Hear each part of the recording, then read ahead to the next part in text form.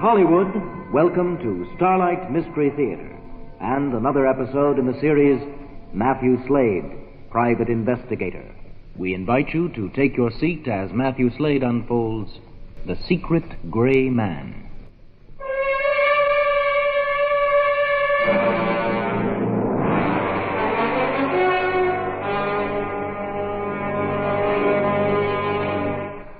In my job, the hours are odd.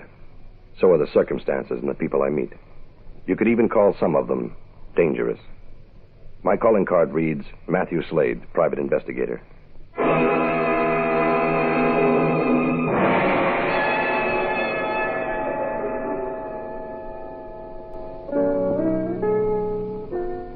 Time, 12 a.m.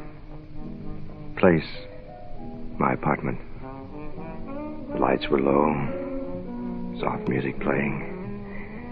Flames from the fireplace reflected in 2 brandy glasses.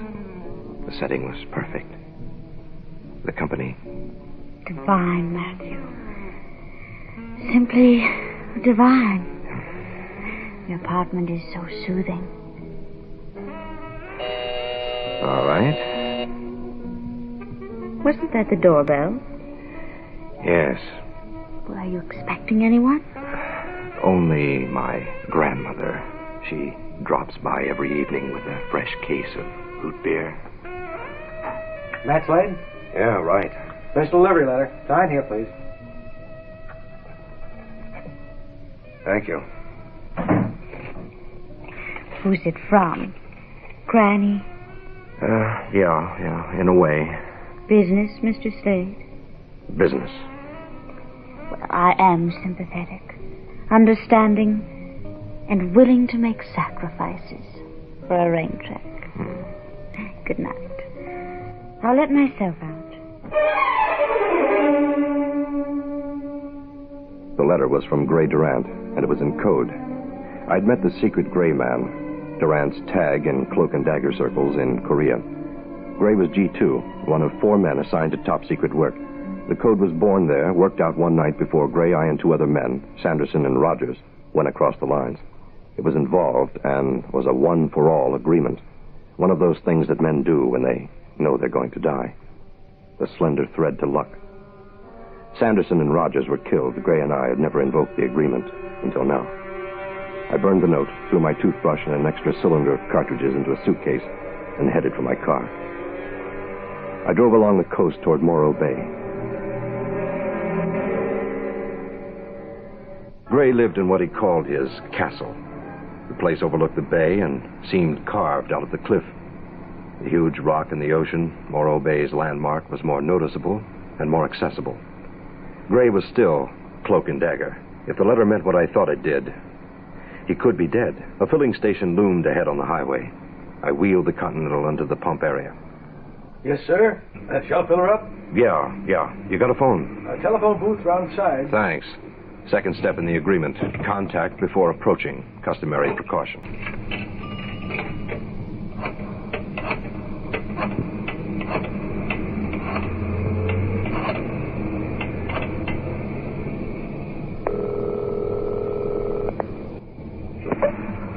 Gray? Who is this? Matt Slade. I got the letter. Are you in trouble? Well, maybe now. I didn't send it. Sanderson or Rogers? Dead, Matt, remember? Someone else. A nice setup for a kill. Don't sweat it, Matt. Will you follow me? I've been so busy playing Superman I didn't notice. Gray, where shall we meet? Is it a trap for my killer? Well, I can set it up alone. It was my goof. We'll go together. There's a motel called the Glass House on Morro Bay. Registered. I'm known in the village. So we'll dig into the handy-dandy disguise kit. Code contact will be Marcy. Marcy, huh? The glass house, isn't there something about people who live on rocks shouldn't build glass houses? You killed me, Matt. I hope not, Gray. I hope not.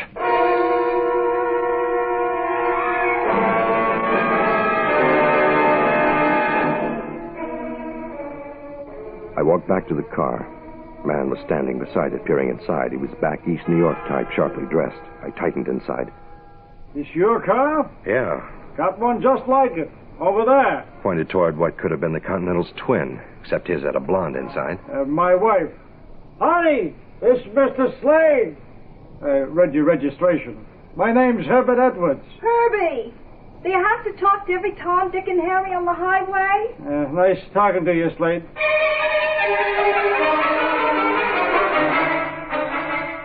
I headed toward Morro Bay, keeping an eye on the rearview mirror.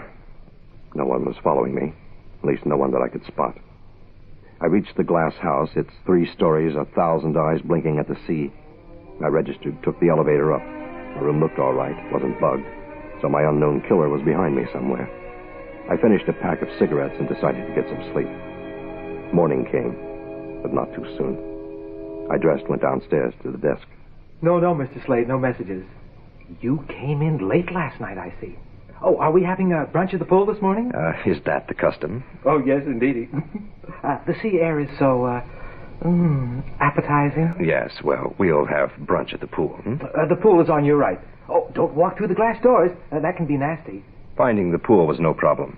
I remembered not to walk through the glass doors. I edged over legs and arms in various degrees of sunburn, looking for someone who might resemble Gray. People in bathing suits resemble other people, never themselves. A waiter appeared, ushered me to a table near the diving board where a group of teenagers were playing water tag. He took my order. By the time my scrambled eggs arrived, I was soaked to the skin. Waiter, could you find me a table a little further back from the pool? Yes, sir. Don't move. I was just getting up enough courage to speak to you. Her voice indicated that she was gorgeous. I turned for a good look. She was. What I could see of her. I belong to the Cotton States Journal. Over there. She indicated a seersucker suit. The character in it smiled blearily, raised his scotch at a passing bikini.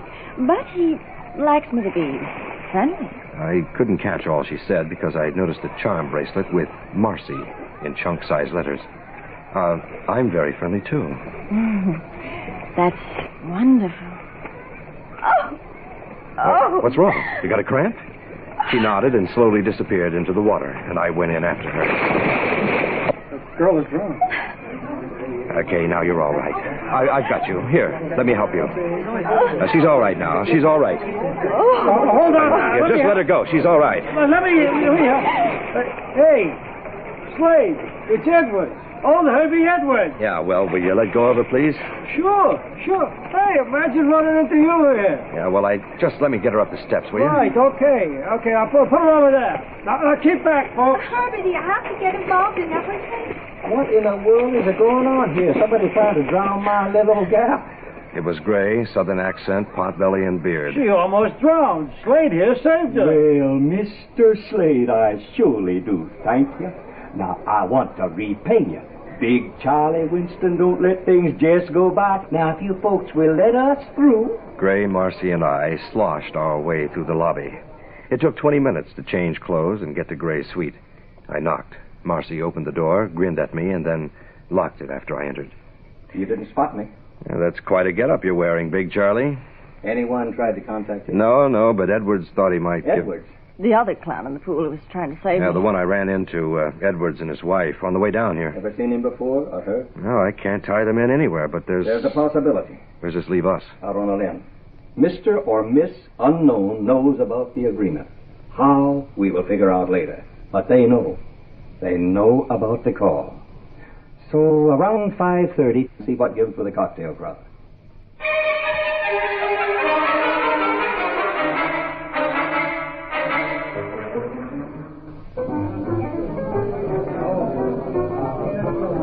I slid onto a seat in the bar and glanced around.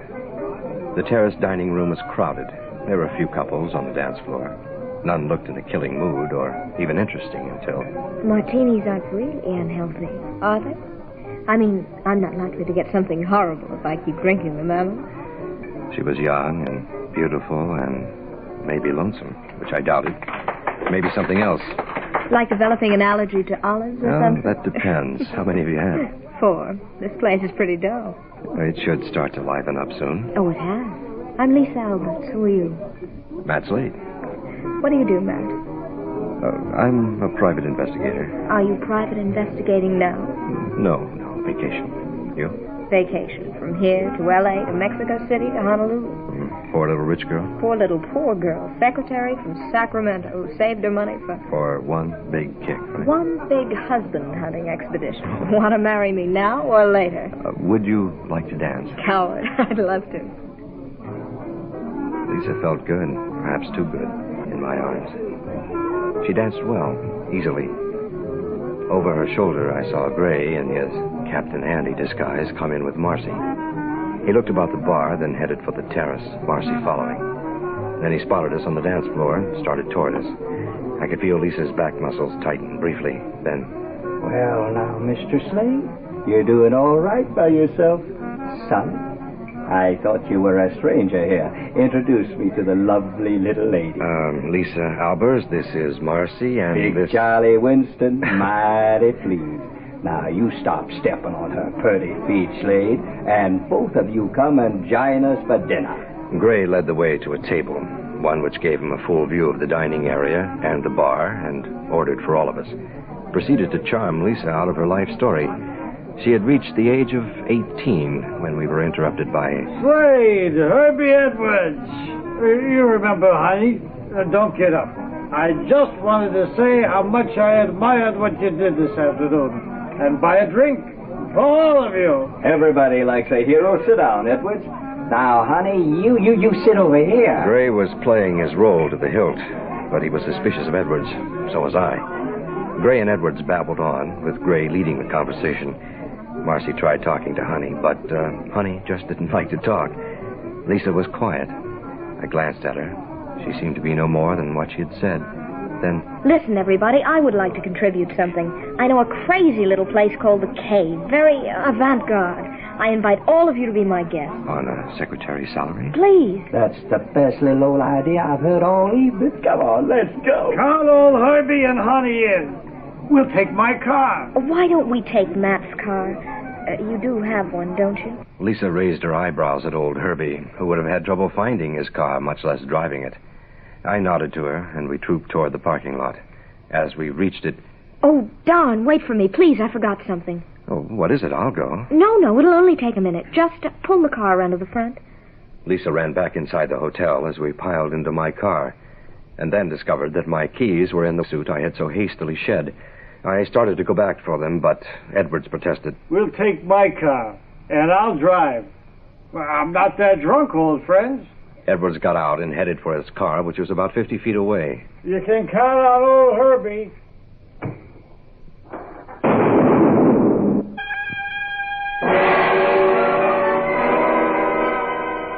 The front of Edwards' car disappeared in smoke. Stunned, we all ran toward the car. I reached the car, dragged Edwards clear. He was badly hurt, but still alive.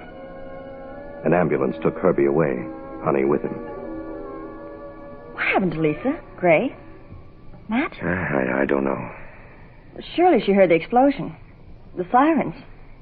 And she didn't come back. She didn't intend to come back. Lisa isn't the one behind it. There's someone else. There's one point you masterminds are forgetting. Edward's car had the bomb. Not Matt's. Cars looked alike. Was it a mistake? A killer wouldn't make a mistake, unless Lisa wanted him to. Come on, Matt. What are you selling? And she wanted us to take my car, remember? Not Edwards. And she thought we were. Look at my registration, Gray. Herbert Edwards, 624 Willowbrook.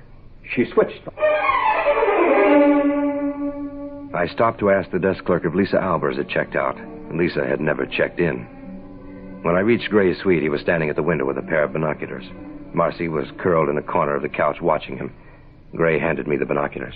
Look, beyond the rock in the bay. Yeah. Okay. What am I looking for? A yacht. 50-footer. Well lighted. About halfway. There. Yeah, got it. I don't see anyone on board. She's riding low. Yeah.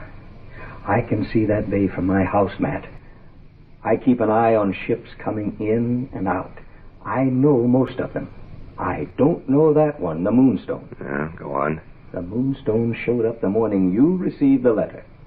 No one came near her. No one left her until you got my call. Right. After you called, a woman left the boat and the dinghy. I think that woman was Lisa. Come on now, Gray, you're reaching. Maybe. I want to go out there and find out. Are you game? How do we go? Boat, bus, plane? We drive out to the rock and then swim. I have scuba suits in the car. You're not going to take Marcy, are you? I'm not going to leave her here for him to find. Come on, let's go. Gray drove along the road leading to the rock, then parked the car in a deserted section. We donned the frogman suits and slipped into the water. The boat looked far away.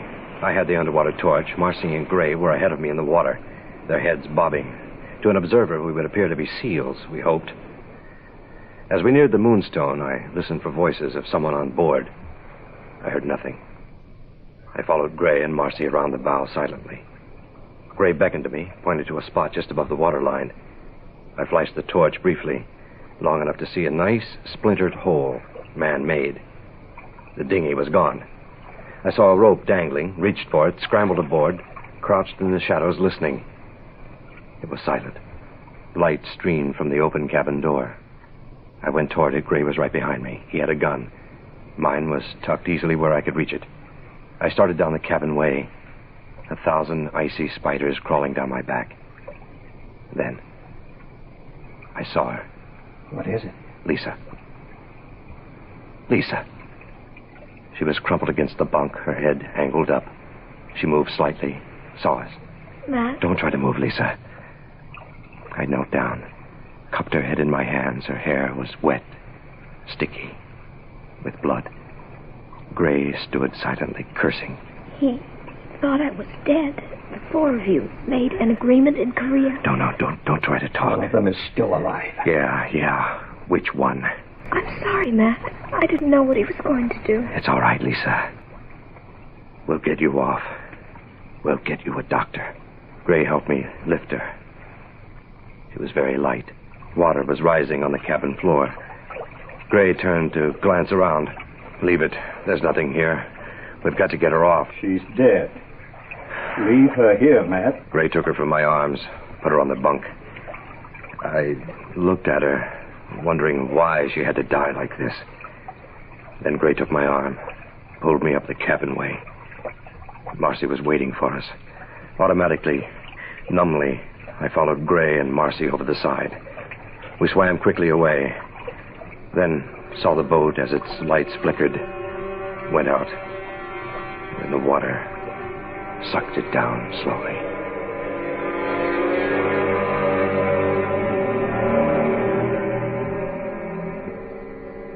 How could he just... You don't mind if I cry, do you? We all need someone to cry for us sometime. Sanderson or Rogers? But you said they were both dead. You saw them die. No, we saw them hit. We saw them fall. We thought they were dead. We were all expendable, Marcy, and we knew it. If only one man got back alive. We didn't stop to make sure, Marcy. We couldn't. We reported them missing, later dead. Now one of them is too late alive. Well, we can't check the boat's registry tonight, So we drove him out. Right. On the drive back, we outlined a plan. We reached the hotel. I went to my car, checked for superfluous wiring. There was none. Gray parked across the highway, blinked his headlights once, indicating he'd seen me. I started the car and turned onto the highway. I drove slowly, Gray staying a good half-mile behind. Traffic was slow. Several cars passed, but none stayed with me. I reached the turnoff to Gray's estate, made the turn, then started up the hill to his private road. I kept watching the rearview mirror. When I was halfway up, I saw headlights make the turn. The gates to the estate were open. Looked back for the lights. They had disappeared. Gray had given me the key to the front door. I had trouble fitting it into the lock. Then I felt someone behind me. What's wrong? The key. Feel it. Graphite. He's already inside. Where's Marcy? Right here. She knows what to do. Go ahead, Matt. Just give me 5 minutes cover. Marcy and Gray became part of the shadows. I put the key in the lock, turned it, and entered the house. It was dark, but I knew from Gray's briefing that I was in an entry hall. I crouched. I ran for the drawing room. I straightened and stood just inside the door, waiting. Quite a show, Matt. What does Gray call this place? The House of Lights? Hold it, buddy, right there. I swiveled toward the sound of his voice, but he had moved. The cold, empty hole of a revolver was pressed against the back of my neck. So I held it. Now you turn around, son, and you put your hands against that wall. Higher. How many minutes did Gray give you for this razzle-dazzle with me? 5? 1 to go. Sanderson. Oh, baby, what a memory. Yeah, Sanderson, but not so dead, huh? You should have made sure. Yeah, I will this time. Sanderson, baby. You went over the lines, huh? Mm-hmm. Well, all the goodies, buddy. All that classified info. What is that nasty word? I deserted. No, defected. You don't approve. No. I didn't think you would. Neither would our big hero, the secret gray man. You're both too... Why don't you try square? Fits in with your philosophy. Hmm. What happened? They sending you back on a goodwill tour? Uh-huh. They said, Sandy, baby, go spread words of joy to those poor lost Americans. Yeah. Guess who I saw when I hit Frisco? Old buddy Matt Slade, true blue and honest Injun Slade. And then I learned another old buddy, Gray Durant, was on the coast. My orders? Eliminate the Bobbsey twins. Yeah, how'd you find out where Gray lived? Oh, well, I just called the CIA and asked. You kidding? We got boys on your side of the street, too. What about Lisa? Oh, Lisa. Oh, I moan for Lisa. She dug the Nathan Hale of Morro Bay bit. I'm enjoying your story, Sanderson, but if we're playing Wipeout, let's play. No, we're going to wait for Daddy Gray. Yeah, you've been playing bird dog ever since I sent that letter. And poor Lisa, she was dumb, man, dumb. She couldn't spot the gray man. He wasn't Edwards. Well, at least the jolly southern planter. All right, come on out, corn pone, wherever you are. You guessed wrong. Now, you don't lie to me, Matt. I've cased this place, baby. It's full of gimmicks. Hidden panels, the whole bit. He's right over there. See, boy? See that moonlight shimmering and shining on that painting? We're right behind it. It's a monk's room. A secret room for the secret gray man. And watch me aim for the eyes. Hold it steady, Matt. I got 2 hands and 2 guns. You still alive, gray man? Watch me get old buddy boy here. Suddenly all hell broke loose. The room came afire with light. I was blinded. So was Sanderson. A shot came from the window, thudded into the wall beside me. I jumped for Sanderson as he turned to fire at the window. I hit him hard, trying for the guns. He hit the stomach with his elbow. Slammed me back against the marble coffee table. I twisted aside, but he caught the edge of the table with his chin. Well, that was it. Where in blazes were you? Temper, Cassius, temper. In the monk's room. I'll be digging plaster out of my face for weeks. Yeah, well, it looks good on you. Sort of Van Gogh effect. When Marcy fired that shot, huh? Yeah, she's not much of a shot. She almost got you.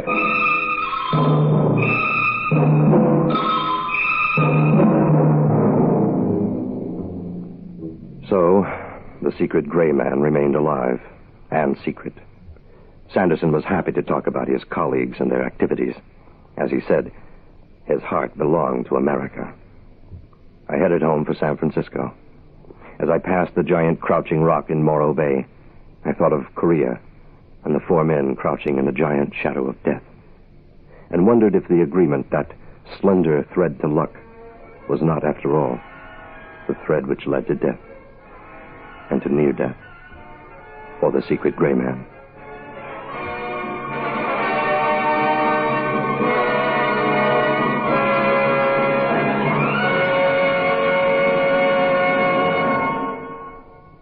This is the United States Armed Forces Radio and Television Service.